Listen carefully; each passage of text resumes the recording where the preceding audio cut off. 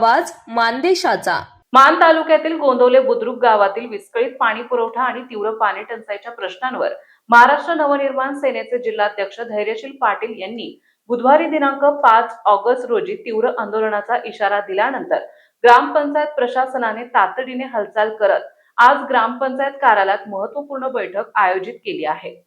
या बैठकीस ग्रामसेवक संतोष कुमार मावळे, सरपंच जयप्रकाश कट्टे, सदस्य सागर कट्टे, पोपट माने तसेच सूरज पाटील, ऋषिकेश कट्टे, रोहित जाधव, विश्वराज कट्टे, निलेश सोनवणे, राहुल भोसले, स्वप्नील कदम, भीमराव डाईगडे, अमृत फडतरे आणि चैतन्य भोसले उपस्थित होते।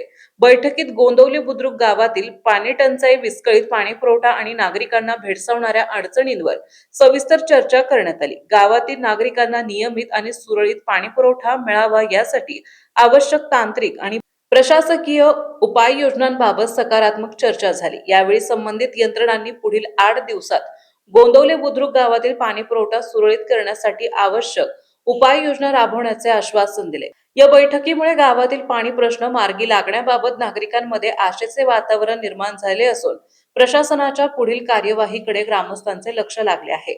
मानचौफेर न्यूज साठी संपादक बापूसाहेब मिसाळ, वरकुटे, मलवडी।